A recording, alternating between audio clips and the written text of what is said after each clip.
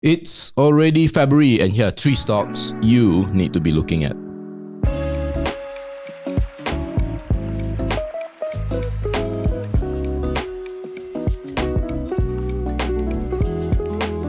Well, guys, as a disclaimer, we do own one of the stocks mentioned in this video, and as usual, none of what we say is financial advice. It is purely educational.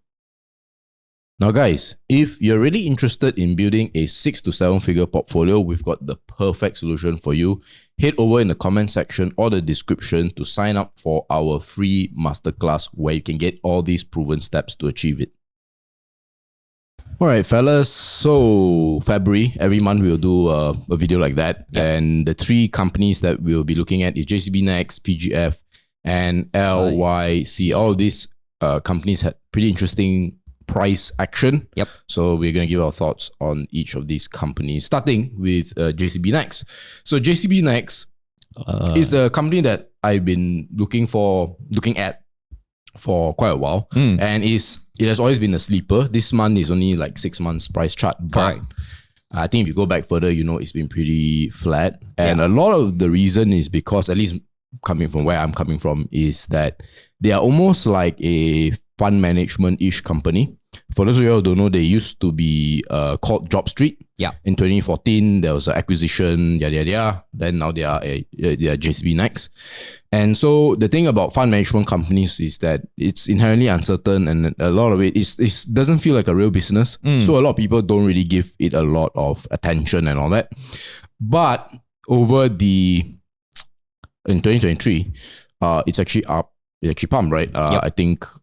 Actually, 20%. Pumped, 20%, but 17% in a single day, right? Not single day, it's a few days or few weeks. Right. Yeah. Okay, within a week. So that's JCB Next. So anyway, walk us through what's up. Okay, so when you look at their financial side, don't be surprised that their profit is more than the revenue, because they are not really making any sales of product or services. Yes. They are doing, like what you mentioned, fund management, and they also do like M&A acquisition, merger and acquisition and all the stuff. So the main driver revenue source that they are getting, right, you see these numbers, right, is actually from their dividend income.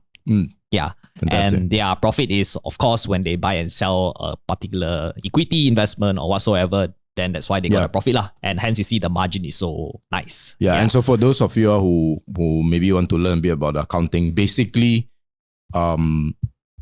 the dividend income, all that, don't get recorded under revenue. Yep. It gets recorded lower down the P&L line. So they call it either interest income or something to that extent, right? So that's why you see the revenue less than the profit. Yeah, but typically fund management companies are like that one. Yes, exactly. Yeah. So this is just a quick top to bottom line in their latest quarterly report. So you look at their revenue has been growing, which means dividend income is increasing. They are receiving more of that. And also the profit also is more or less increasing, maybe because it's the dividend income that they're receiving, or also it could be also the sales that managed to make some profit in terms of their investment. So that's pretty good. This is a quick segment breakdown. So if you notice, right, just I mentioned about dividend, right? So if you notice there, you can see that the huge chunk over here is from dividends. And then the rest is just your profits from your investment of disposal, for financial assets disposal, and then your share of profit from your associates. So that's actually a pretty simple business model. Just a fund management. Yeah. So of course, because this company, it's a fund management, so that means they have a very light asset only. Yep. You don't really see any debt in their balance sheet. Majority you see is just cash only. Just pure cash. Yeah. So recently they have been actually putting a lot of money inside of this investment. So they put in the FVTPL. I cannot remember, it's fair value of something profit and loss. I cannot remember what's the T. And also, but it's basically just like your equity assets. Yeah. And then they also park some money also in this financial value assets also. So this tells us that they have been actively investing their money in the at this current market. So that is pretty interesting. And cash flow wise, actually nothing much to comment on, other than I just want to say that don't expect them to be positive in operating cash flow, because again, they are only receiving dividend income. So free cash flow as well. I think there is a little bit of mind shift you have to make. For example, they see acquisition or investments. This is just them buying other companies, right? Yeah, And other companies, other stocks correct. or whatsoever. And so technically they are listed under investing cash flow, but there's no cash outflow per se because they're just converting one as liquid asset into another liquid asset, cash into stocks into cash, things like that. Correct. But one good thing about JCB Next is that they have been paying out dividends consistently lah. Yeah. So that is a good tip if you plan to invest in this company. So this is the final takeaway. I didn't put their logo over here because they're still using their Job Street logo.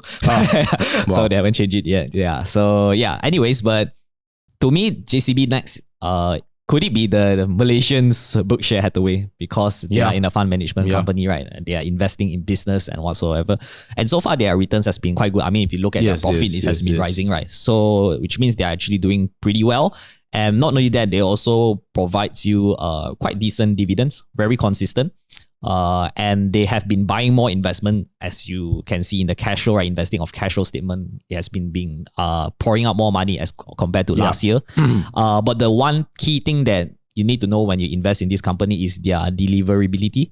So basically, whether they can still generate those returns in the next few years. So the two things I want to bring out, I think the first is that based on their past action, and if you look at their balance sheet since 2014, they've had a very high cash balance. A lot of it is not being invested. So they are quite a conservative bunch. And we actually get a sense of what kind of management they have, and they're very conservative. So if you watch some of our previous videos, especially this video about Howard Marks, you know that our belief is going forward in the next 5 to 10 years, conservative investors are going to do better, right? Versus the previous 10 years where the growth investors, the guys who can buy stocks at 50, 100 PE have done better. Yep. So from our assessment, JCB Next is like that. They are more conservative. And yeah, so that's one thing. The second thing is that the closest competitor, I would say, actually, maybe the closest competitor I would give is probably someone like iCapital. Okay. In the business. They don't really have a lot of competitors. Yeah. Because they're very few, unless maybe in SaaS, I don't know. In a way.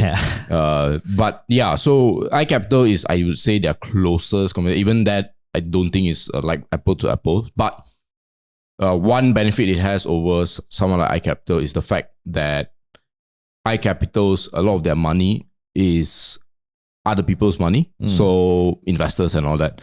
And if people want to withdraw their money, they are closed-ended funds, so I suspect they can withdraw only once a year, but there's still that opportunity. Whereas with JCB Next, the money is all owned by the company. So in the event that there's a crash or things like that, they can actually deploy the cash, and there won't be someone worried about the volatility. So these are some aspects you need to take note of with JCB Next. Yep. And the next company we're going to be talking about is PGF.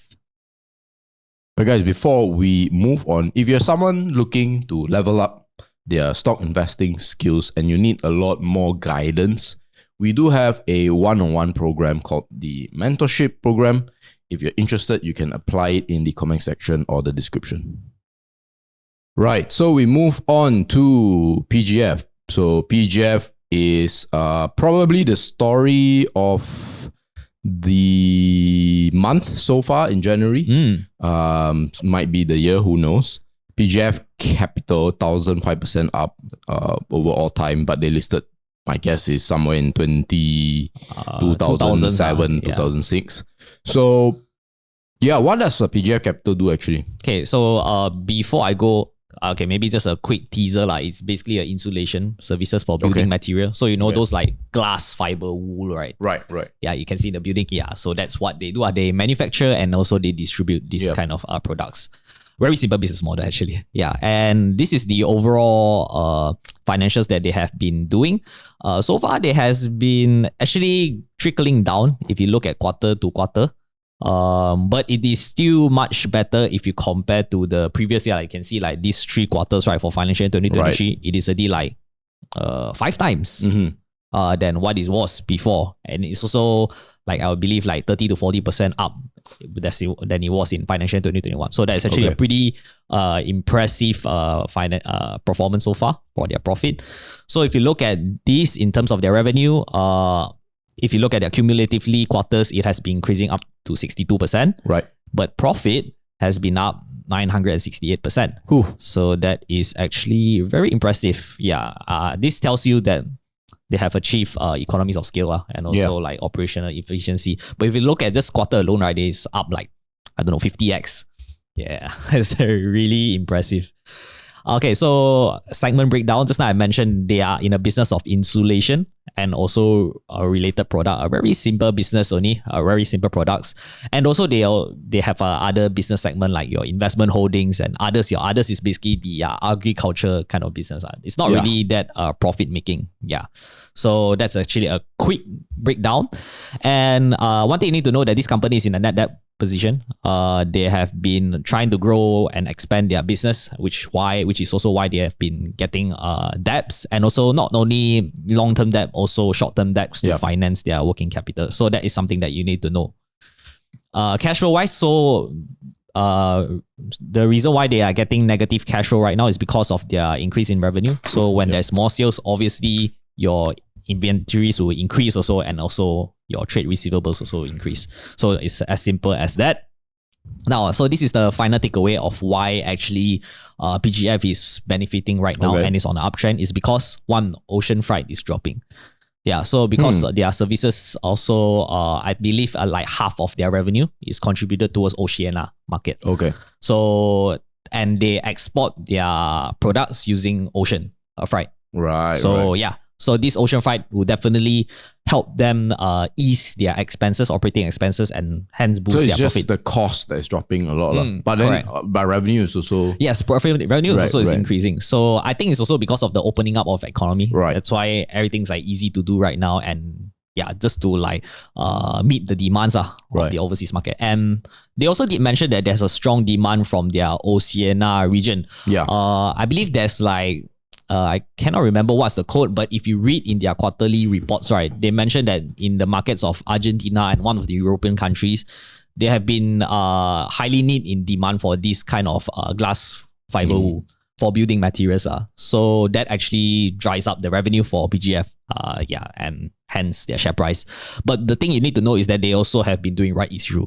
Right. Yeah. So I believe this right issue, they did mention it is for their business expansion. But yeah, so far they've been raising fund, and also the last bit is their operating cash flow is very choppy over the past 10-20 years. Yeah. Obviously we would love to do more, but I think one whole analysis video will be very long. Yep. But here are some areas that I'll help guide you guys to look further into. One is the management, absolutely crucial to see where they're heading. And two, you want to figure out whether what's happening right now with the ocean freight drop, with all this stuff, is once off or it's more permanent. If it's more permanent, definitely it's going to be a very exciting company. Yeah, and I think in the next company, we're going to be covering LIC Healthcare. All right, guys, enjoying the video so far? If the answer is yes, remember, like, comment, subscribe. And as far as comments go, if you don't like the video, do let us know as well. We always take all sorts of feedback as long as they're constructive. So next, we look at LYC. This is a company that we have not just covered before. We've actually visited them and we actually did a video about them a while back, right? Yeah. This was, so this is one of their companies, a dental company. Crazy. Yeah, we'll put the links to our on the ground in the right-hand side corner. So it's up 55%. It used to be, let's call it 100 million market cap, give or take, 120, give or take. That's very interesting. This is only a 5-day price movement. Yes, correct. So watch this space. We did an underground series, right? Yeah. Where I interviewed a bunch of people, very pleasant people, nice, good stuff. They have overall, for those of you who don't know, they specialize in confinement centers, but they want to become essentially what we call a non-invasive healthcare ecosystem. So for example, they don't do like big operations and stuff like that. The dentist stuff, that's probably the most invasive. They have a beauty center as well, right? And confinement center, right?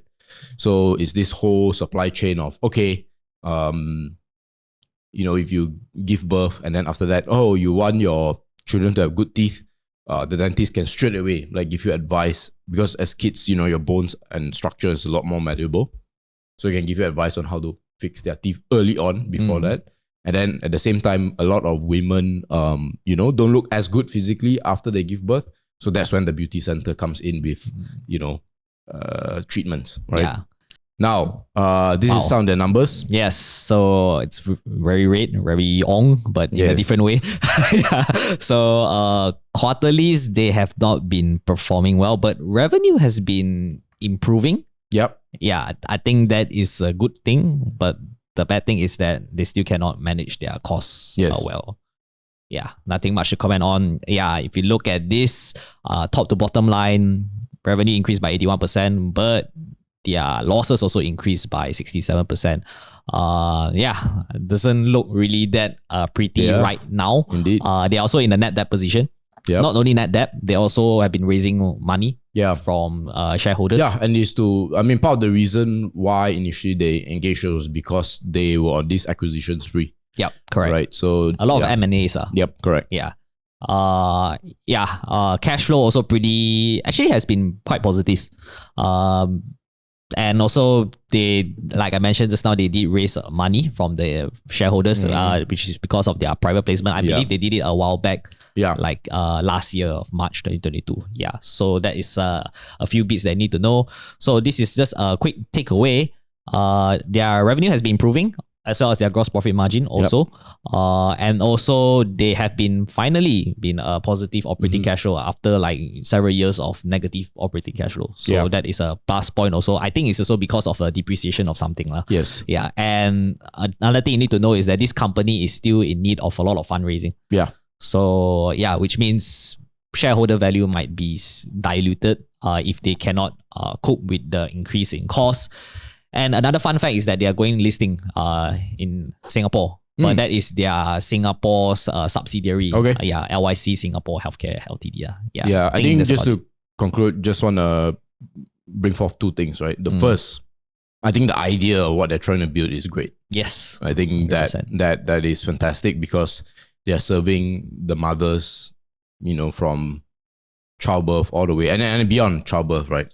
Beauty, dental, stuff like that. They also have, I forgot, they also have the healthcare drugs, supplements and drugs, all that. So great idea and ecosystem, but as we all know, execution is really important. And if there was a third thing, you want to see when they acquire all these companies, what kind of revenue can they generate? Last I recall, the drug side, the supplement / drug side is actually doing a lot better than the rest. The rest are not as positive and profitable. Yeah. Speaking of that one, right, that's the reason why also their revenue has been increasing. It's mostly because of the supplement side, right? Yes. So this is something you could see from the numbers already. And you want to check out the efficiency. So how much they're acquiring versus how much they're getting. Yeah. Whether it will lower over time as a result, or maybe even, stay higher.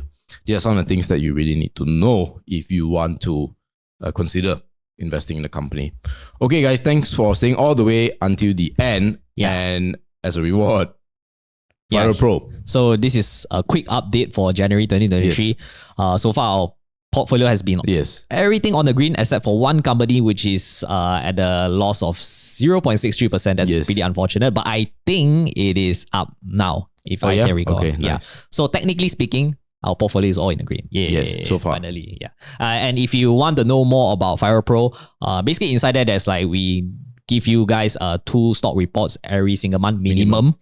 Basically, those are stocks that we have high conviction on, and we are just going to share with you guys our analysis on the companies, at what valuation we actually bought it at, and also all those good stuff. You can find it in FIRL Pro. We also give you a big picture report, which tells you where the economy is heading, and a lot of other freebies like your SIB also, you're going to get it for free. So if you're still not convinced yet, you can actually get the free sample of FIRL Pro and SIB in our free sample And the links for this free sample is in the description and comments down below. All right, guys. Thanks for staying all the way until the end. Thanks for the support, and we will see you in the next video.